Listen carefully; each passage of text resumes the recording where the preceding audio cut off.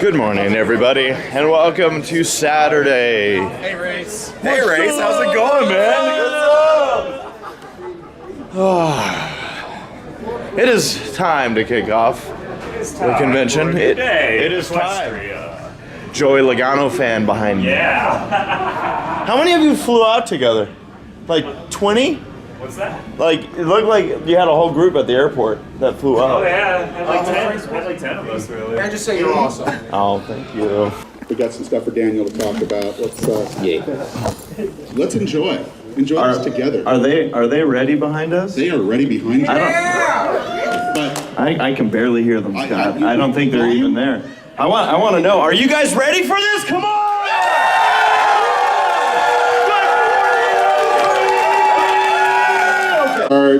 We've joined with some friends along the way. What are your thoughts just on this whole ride that we've been on? It's pretty crazy. It's nobody thought it would be this. 9 seasons plus all the spin-offs from Equestria Girls and everything else. It's because of you guys. There's something that clicked in the show, in the stories, because of the writers that have carried it through, and we're really appreciative of you guys for doing the liking the stuff that we do, and the songs are a huge part of that. Thank you.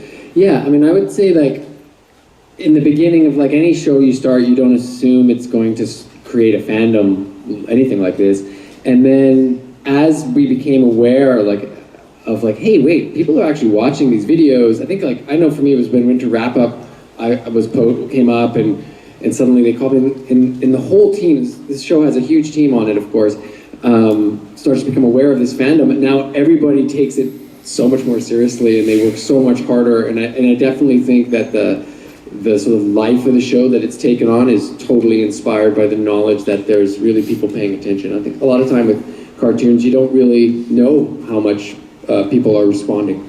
Yeah, and as far as ratings go, you guys were throwing a curve by adding a whole new, school. What was it, the last 2 seasons, I guess, or the last season? Yeah, it was an 8, yeah. Yeah. That was the Hasbro-esque, to put in the school and come up with 6 new characters.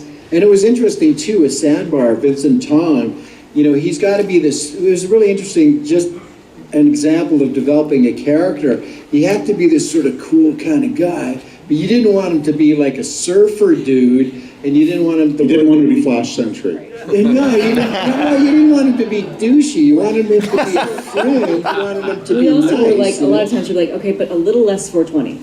Yeah. We're just gonna... Exactly. But, But then you had to distinguish him from Featherbangs too, right? Because he'd already done kind of like a bit of a cool guy with Featherbangs. Yeah. But there's another thing too, when you record music, when I see you sitting there recording music, there's a lot of time, there's tons of harmonies and things like that, and you have to keep that in your head, because you're doing a lot of it one at a time, right? Yeah, like when we record these songs, they sound like they're just all being performed, of course, but it's literally like one actor at a time for an hour and a half, sometimes 2 hours. So it takes us like an 8-hour day to record a 2-minute song sometimes. And then it all gets stacked up, and in some of the big songs when everyone's singing harmonies, and the poor actors have to learn all these harmonies as well. Well, you have to teach them sort of on the spot, because you basically come a lot of times it's just a basic track. Yeah. It's not a finished track. No, it's just instrumental, and then I have a little piano, and I'll teach them the melodies and stuff like that, yeah. And then so they have a lot to learn and a lot of pressure for sure, but they always do such a great job. And sometimes you're hearing like 60 tracks of vocals, and especially Equestria Girls. So, for Nicole, coming in after 7 seasons and creating 6 new characters for a show that already has an amazing fandom and an amazing character base to build on in this world, how was that experience? I know we have some train fans out here. It's a lot like chasing a speeding train and jumping on, but it's an absolute honor to be able to be involved in this show. I have such respect for all the creators and the fans who watch it, and so yeah, it's been really amazing actually to be a part of this. It was a lot to learn real fast, but I'm very glad I got to be part of it. Now, when you added the new 6, was it to try to keep up with The Simpsons? Was that the idea? Yeah, we're always competing with The Simpsons. So, real quick for Brian especially, one thing we can probably get the soundbite here. how was it keeping these characters straight and tying them into all the other episodes with the continuity? As Nicole said, it was a lot to learn. Since we're married, I kind of learned it while she was learning it because we had to watch, 7 seasons of My Little Pony all the way through. So I sort of gleaned some through osmosis, and if I had any continuity questions, I would go to Nicole or Josh or Vogel. Isn't it funny that we all refer to him as just Vogel now? It's almost like he's like Mike Vogel, yes, but but it was rough, and believe me, I know, just all the names, all the different creatures, not just ponies. It was all a lot to take in, but as I was saying yesterday at the writing panel, I was concentrating mostly on story, and if I got any of the voices wrong or anything, or they're off, that's again when I lean on the story editors to keep the voices consistent. But I enjoyed it. I've done a lot of work on pre-existing franchises, and not to pat myself on the back, but I think I'm good at hopping, but I'll let you do it. Coming in and sort of picking up on what's been already done on Sesame Street characters and Winnie the Pooh characters and Barbie and everything. Yeah, wouldn't you guys say, like, Lauren just created this universe that makes it so easy to step in and say, oh, I get these characters. If I'm not one of them, I know someone who is one of them. And I think that's a great way in. It's just like, it's so accessible. Go ahead. I was gonna say, the writers who said, it's amazing because there's now so many characters, and the actors have to, every single little line has to be within, what would it make sense for Verity to say and Twilight to say and how they say it. And for you guys, you now have so many to keep in your minds and do that, and you do it so well. It's really amazing. But how much did you have to, Hasbro gives you these new characters. How much of their characters did you have to define? Oh, for the Young Six? Yeah. Hasbro just said that, we want to do a School of Friendship for season 8, and we'd like to bring in kind of this new group to learn from the main 6, so maybe 6 students. And we said, do they have to be ponies? And then from there, we just developed all their characters and which creatures we chose to use. It's amazing. They can't, their first episode, they were all fully formed. It's just, you did a great job on that. It was like one of those giant things from Starbucks that you get that's all coffee and then a pile of candy, and it was Josh and Vogel and I, and we just grew up all their characters in one day, and fortunately, Hasbro liked them, so. You can see the sugar took effect. But that makes it easier to record. If you know the characters and if you have a good actor and they understand the character, it makes it so much easier to record. And again, if I defer to Going with Sandbar, the actor has to get his head around that and not be a goofball, just be a great, fit into that character. And I think they all did. Yona, I remember her coming into that episode, and she just basically was like, holy crud, I got all this dialogue, because normally it was just and and that was it. She didn't know that come in until she got the script. She didn't know that, I guess. Yeah. Well, we've had a great journey with you guys. We've got a lot more season 9 coming out. We can't wait to see the rest of what you got in store. Thank you all for your work on the show. Thank you for joining us here. Thank you for your commentary. Thank you guys for joining us. Thank you guys. Thanks. All right. So, the morning continues here at Everfree Northwest 2019, Saturday. Up we go. I just got done with the morning panel. We watched the last 2 episodes, not today's episode, but the last 2 episodes that aired. I had a good time with that. Yeah, that was fun. I was joined by Daniel Ingram and Terry Klassen, I believe is how you say his last name. And then we had a couple of other people show up. Nicole, actually a couple writers showing up. So that was all a lot of fun. Brian Holfield, I believe, was the other name. I think the next thing we have today is going to be Whose Line, but my hat is... ACRacebest! I'm your biggest fan!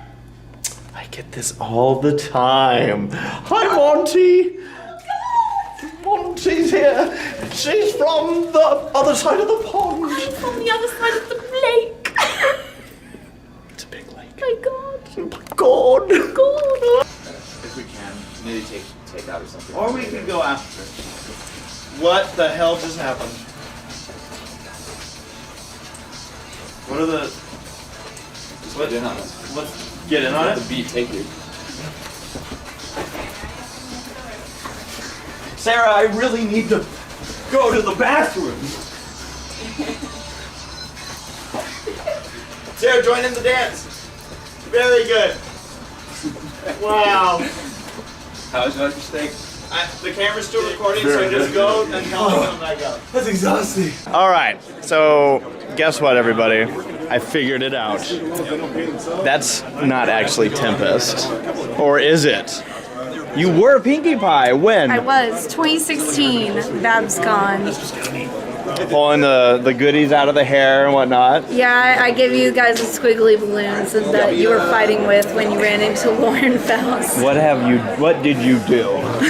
What did you do? Well, that's so cool to see you again. Love the cosplay. Thanks. You said this one had a lot of work that went into it. Yeah, about grand total between wig, armor, everything. About 100 hours of work went into this. Wow. Yeah. This is real leather. Really? Leather, yeah. Done by my wonderful husband. I love the horn, by the way. Like that sells everything. That's Thanks. cool. Yeah, that was resin. And How did you grow it? a little bit of water every night. Yeah. And just one day I just snapped it off to look realistic. Just put. Well, cool. Well, great to see you again. Yeah, it was good to see you too. I always love running into old faces. Mostly the people around me. Like when I meet people at conventions and not Gabe though, but Hi. Hi. We're getting food right before Who's Line. Yeah, and you know what's up with that? We're actually doing really good on time. So good. I didn't expect this to work out, man.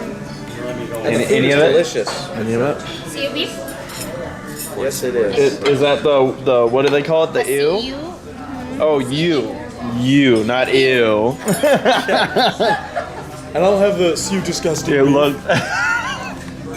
Reading. So just took part in Monty's panel, the Eiley Monty panel. Did some script reading. That was a lot of fun.